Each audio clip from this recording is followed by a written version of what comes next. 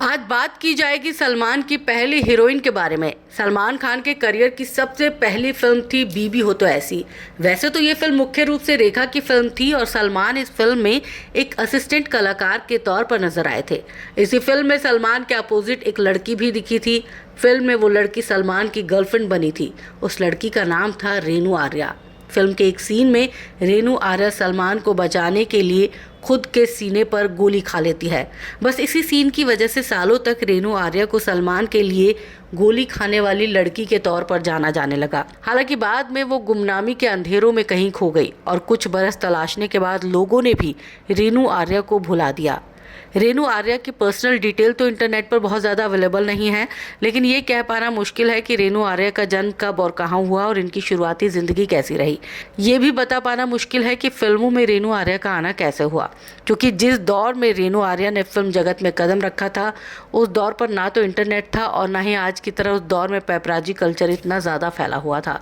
दुर्भाग्यवश रेनू आर्या उन ऊंचाइयों पर भी कभी नहीं पहुँच पाई कि उनके बारे में उस दौर का मीडिया बहुत ज़्यादा लिखता या दिखाता।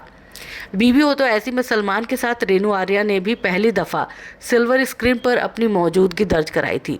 छोटे से रोल के लिए ही सही, लेकिन रेनू आर्या ने लोगों का ध्यान अपनी तरफ खींचा जरूर था। उस फिल्म के बाद रेनू आर्या ने कुछ और फिल्मों में भी काम किया। इत्तेफाक से ये सभी फिल्में बड़े बजट की फिल्में थी, जैसे कि बंजारन, चांदनी, जंगबाज, घराना, सिंदूर और बंदूक। लेकिन इनमें से किसी भी फिल्म में रेनू आर्या को लीड एक्ट्रेस का रोल नहीं मिला। रेनू सपोर्टिंग एक्ट्रेस के रोल निभाती हुई नजर आई।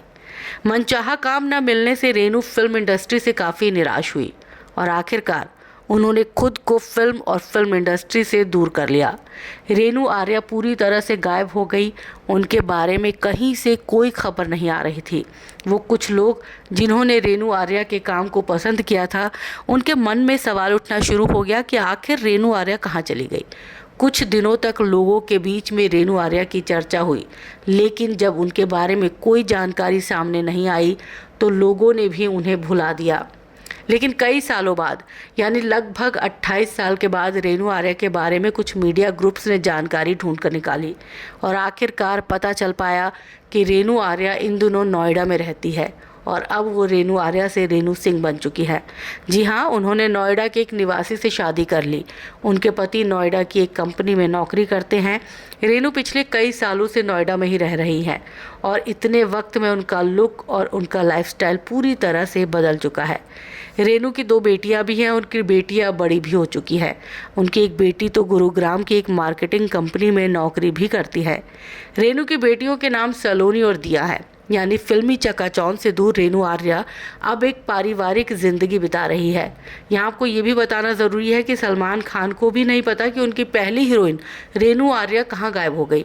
एक इंटरव्यू में खुद सलमान खान ने बताया कि वो नहीं जानते कि रेनू कहाँ चली गई। एक दफ़ा एक फ़्लाइट में उनकी मुलाकात रेनू से हुई थी। रेनू खुद चलकर उनके पास आई थी, लेकिन शुरू में सलमान पहचान भी नहीं पाए थे कि उनसे मिलने आई ये महिला उनकी पहली हीरोइन है।